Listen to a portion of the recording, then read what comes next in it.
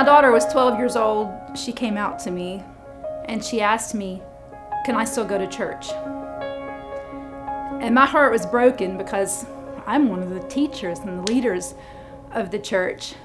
And somehow we had not made our church the sort of welcoming place that I had made my home.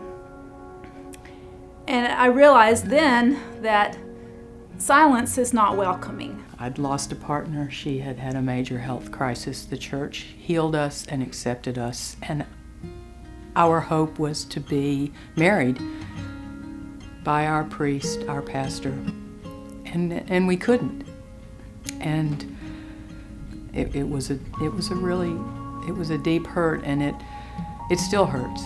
We were married, it'll be 2 years ago, September 5th, and we had a wonderful day, a beautiful day full of love that we celebrated the sacrament of marriage, but not in this diocese and not in our church. We've built community here, and so the fact that the person and the priest that I have shared my entire life with and that has walked with me and cried with me and laughed with me and with us and has cheered us on and basically walked us up to the line, the fact that she was not the one that was able to celebrate us on our wedding day and to be in our covenant with us was really difficult. Then we asked if we could get married in the A-frame, this space that has become really sacred to both of us, and we couldn't even use the space. You know, we worship there, we've received communion there, we've sat through baptism classes, I've taught baptism classes to other members of our congregation. We've prayed there on rainy days and sunny days, and the fact that the doors slammed in our face was really hard for us because we love this community and we love this church. We have 3 kids, and all 3 of them were baptized in the same church. It's a very meaningful place for me, and my children are very involved in the church as well.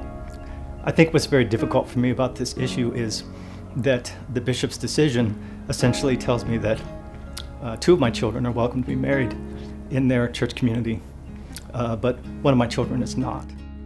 And that's a very painful, difficult thing to be told. I want all of my children to be able to have their spouses marry into the Episcopal Church in their community. I have a very sweet daughter. Her name is Shannon, and she is now married to the love of her life, but she couldn't be married in the Episcopal Church. We have 3 children, all grew up in the same church, all were taught to be truthful to who they are, to love everybody unconditionally. And it also doesn't matter how many resolutions we pass at the diocesan level saying, oh, we welcome everybody, if we are treating some people in the church like second-class citizens who are not quite as Christian as everybody else. The one area of our lives that still discriminates against us, that still is saying we're not quite the same and we don't have the same rights, is coming from the church. I don't understand why I was able to have a sacrament that same-sex people can't have. And I just can't abide by enjoying sacraments that other people can't have. I just think it's blatantly unfair. My hope for the future is that others don't have to go through that. And when God has brought people together, as God brought AJ and I together, that can happen here. But our hope, I think, is for the young people in the church that are getting this message that some people deserve all sacraments and some people don't. Why you would let me get baptized and confirmed here, but then not married here or ordained here makes no sense. So I hope that we can change that message of unconditional love and welcome to all people, especially for the kids. The baptismal covenant. The bishop asks the congregation, will you seek and serve Christ in all persons, loving your neighbor as yourself? And we respond, I will with God's help. And then he again asks, will you strive for justice and peace among all people and respect the dignity of every human being? And we respond, I will with God's help.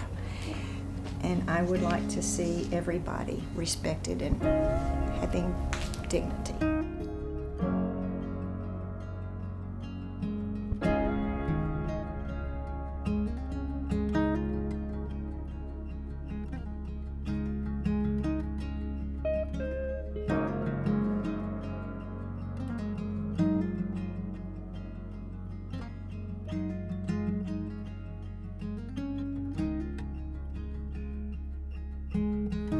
And when we're trying to work through these issues and decide what God's will for our church, for our society is, I think we need to look at Jesus' example and then ask ourselves, are we on the side of the oppressor or are we on the side of the oppressed?